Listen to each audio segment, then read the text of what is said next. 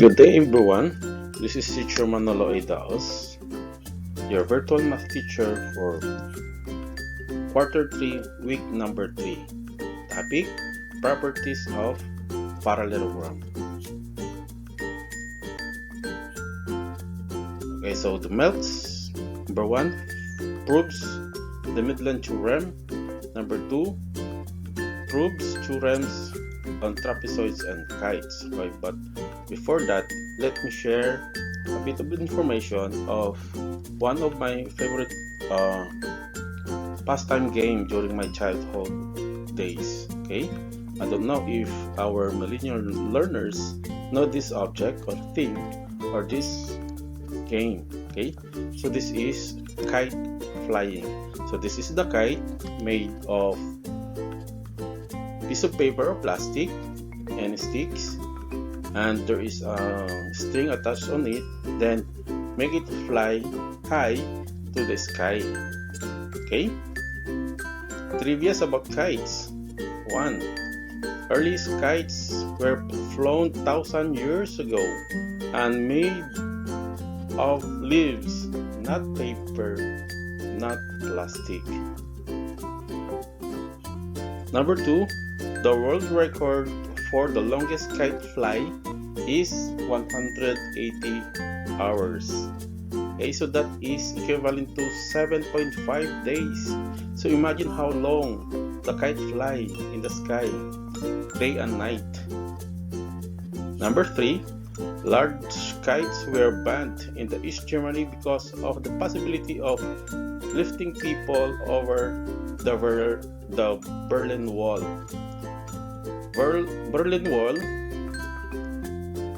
is the border between the East Germany and the West Germany. Okay, so the East Germany is thinking of people will use the kite to cross the border of these two communities. Number 4 rather, kites were used in the American Civil War as a mode of delivering letters and newspapers. Okay, so we're talking with kite. What is kite in relation to mathematics?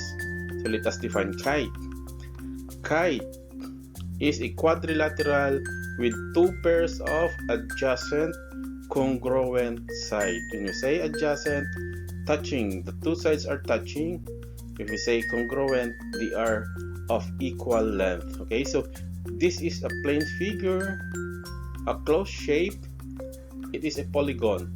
Okay, so the first pair of adjacent congruent side will be this one. Okay, it is denoted by this tick mark. Okay, if you see this tick marks, meaning to say these two sides are congruent. So if this is 10 units, this is also 10 units. The second pair will be this one. Okay, it is also denoted by a tick marks. Okay, but this time it is what do you call this? It is doubled. Okay, two tick marks. Okay, so if this is 14 meters, automatically each pair is also 14. You get that? Okay, so these are congruent. If this is 5, this is 5. If this is 14, this is also 14. So that is a kite. Okay, it is kind of a quadrilateral.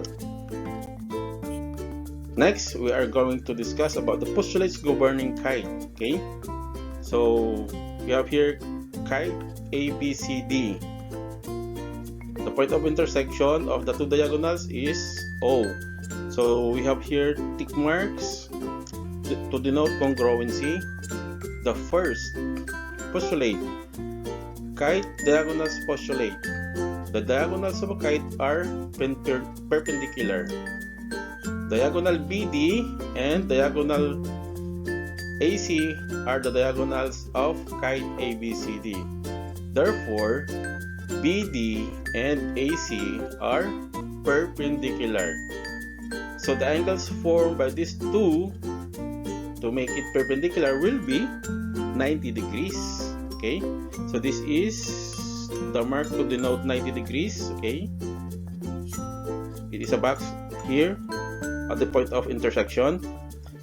So meaning to say, the measure of angle AOB, the measure of angle BOC, the angle COD, and the measure of angle AOD. Okay, so this is 1, 2, 3, 4. Those are all 90 degrees. That is perpendicular. When two lines are perpendicular, the point of intersection are right angles. Okay, next. Number 2, we have kite diagonal bisector postulate.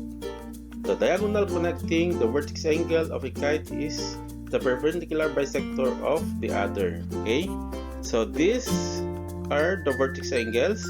So this diagonal is our perpendicular bisector of the other diagonal. Okay, so AC, diagonal AC, is the perpendicular bisector of diagonal BD. Meaning to say, this diagonal cuts this diagonal into two equal parts. So we have here segment OB and segment OD are congruent. Okay?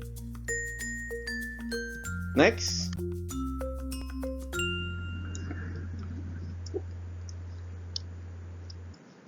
we have kite angles postulate. The non-vertex angles of a kite are congruent. Okay, so if these are the vertex angles, these are what is so called the non-vertex angle. So angle ABC and angle ADC are congruent. Okay, so this angle and this angle are congruent. Okay, that is postulate number 3, the kite angles postulate. So if this is 105 degrees, this angle is also 105 degrees. And last postulate, number 4, kite angle bisector postulate. The vertex angles of a kite are bisected by a diagonal. Okay, so this diagonal, okay, and this vertex angle, for the second time, this diagonal bisect, okay, bisect or cuts this angle into two congruent angles. Okay, so we have angle BAC, this one, and angle BAC. They are congruent. Okay, if this is 50 degrees, this is also 50 degrees. This makes 100 degrees. Next, we have angle ACB and angle ACD are also congruent angles by postulate number 4. So if this is 40 degrees, this is automatically 40 degrees and makes the angle equal to 80 degrees because this is the diagonal bisector of this vertex angle. Okay, next topic is about the area of a kite. So how are we going to find the area of a kite? Okay, so take note, the area of a kite is half the product of the diagonals. So we are going to multiply the diagonal 1 and diagonal 2 divided by 2. So diagonal BD, the measure of diagonal BD times the diagonal AC rather, divided by 2, and that is our area. Okay, example, in kite ABCD, diagonal BD and AC are diagonals. Find the area of kite if BD measures 6 centimeters, AC measures 9 centimeters. Okay, so using the formula, area is equal to diagonal 1 times diagonal 2 divided by 2. Let us substitute. 6 times 9. 6 centimeters times 9 centimeters divided by 2. So 6 times 9 is 54 centimeter times centimeter squared. Okay? Then copy paste the denominator. Next, 54 divided by 2 is equal to 27. Bring down the unit, that is centimeter squared. So this is our answer. Next, so after kite, we move on to trapezoid. Okay. So what is a trapezoid?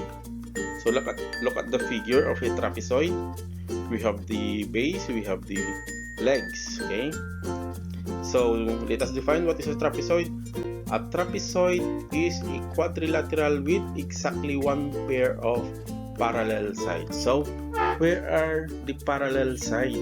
Okay, so it is denoted by this mark. Okay, if you found this in a quadrilateral, meaning to say that these two sides are parallel.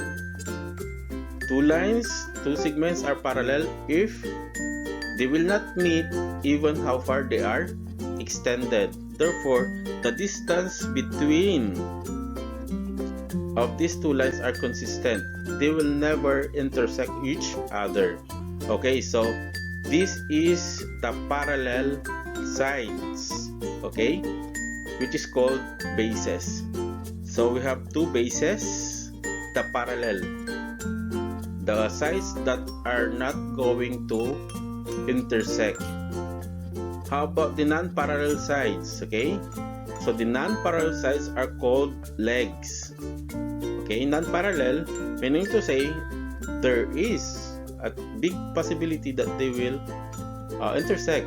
Look at this. If we will extend this, okay, until here, okay, and this one until here, so they will meet at some point here. Okay, so they intersect each other. That's why it is called non-parallel sides. Okay, how about this? Look at this one. Okay, so you have here the bases, and here we have the altitude or the height. Okay, so I am talking about here the height is the same all throughout the bases. So in here, AB or leg AB and leg CD are congruent because of the mark. Okay, we have here a tick mark. So this is what we so called trapezoid. Okay, but it is a special kind of trapezoid.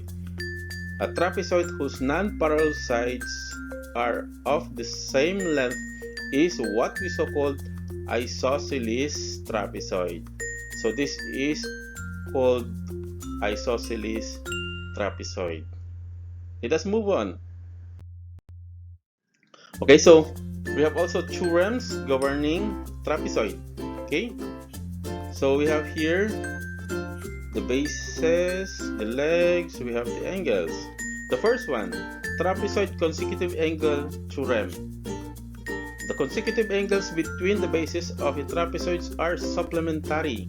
Okay, so the consecutive angles between the bases. Okay, so this one, this is the base, and this is the other base, the lower base. Okay, so the lower base and the upper base. So we have here angle 1 and angle 4 are supplementary. By the way, what are supplementary angles? When we say supplementary angles, these are two angles whose sum is 180 degrees. So if we are going to add this, these two angles are 180 degrees. So for example, this is 100 degrees. Okay, this is 100 degrees. This is automatically 80 degrees. So the sum of these two angles is 180 degrees. Okay? The second pair will be angles 2 and 3. So we have two pairs of supplementary angles. Next, theorem number 2 for the trapezoid. This is for isosceles trapezoid theorem. The base angle of isosceles trapezoid are congruent. Okay, so these are the lower base angles. Okay, so angle A and angle D are congruent, and we have the upper angle B and angle C. So if this is, let us say, 70 degrees, okay, this is 70, automatically this is also 70. If this is 70, applying theorem number 1, 70, this is, let us subtract from 180, this is 110. Okay, this is also 110. Okay, next, theorem number 3, isosceles trapezoid diagonals theorem. The diagonals of an isosceles trapezoid rudder are congruent. Okay, so from here, the diagonals are AC and BD. Therefore, the measure of diagonal AC is congruent to diagonal BD. Okay? Next, we have the area of a trapezoid. So, this is a trapezoid. These are the bases. Okay? The upper and the lower base. Let us denote this by A and B. And this is the altitude or the height. Okay? So, the area of a trapezoid is equal to half the product of the height and the sum of the two bases. So, in the symbols, A is equal to H times the quantity of A plus B, which are the bases, all over 2. Okay, so for example, we have the figure. In the figure, A is equal to 4, B is equal to 7, and the height or the altitude of our trapezoid is 3. Find the area of the trapezoid. Okay, so using our formula, that is A is equal to height times the quantity of A plus B divided by 2. Let us substitute. Height is 3, the bases are 4 and 7 divided by 2. Okay, so next we have to add 4 plus 7, that is 11. Then we're going to multiply 3 times 11, 33 divided by 2. Okay, so this is centimeter times centimeter squared. So the answer is 16.5 centimeter squared. So that is the area of a trapezoid. Next, the triangle midline theorem. Triangle midline theorem. A midline of a triangle is parallel to the third side and is equal to half the length of the third side. Okay, so it is called the midline because it is connecting midpoints of two sides of a triangle. So D is midpoint of side AB and F is the midpoint of side BC. If this is the midpoint, therefore BD is congruent to AD. FB is congruent to FC. DF is what we so called the midline. Okay, DF is what we so called the midline. So how we are going to have this one? Just get the half of the third side. So third side divided by 2. For example, in the figure, okay, D and F are midpoints. If we will connect, that is midline. Okay, midpoints of AB and BF respectively. Find DF if AC is 12 meters. Okay, so using our theorem, DF is equal to the third side, which is AC, and the value is which is equivalent to 12 divided by 2. Okay, 12 divided by 2 is 6 meters. Simple as that.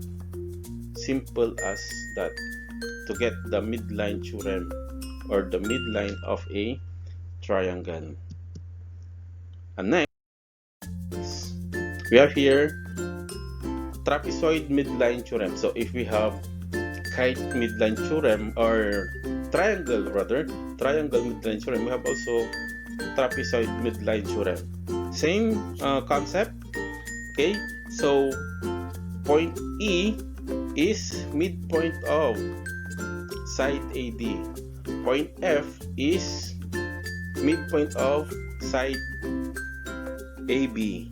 Okay, DC is 13, AB is, this is 15 rather, this is 17. Okay, a midline of a trapezoid is parallel to the bases. Okay, parallel to the bases. Okay, meaning to say they will not meet.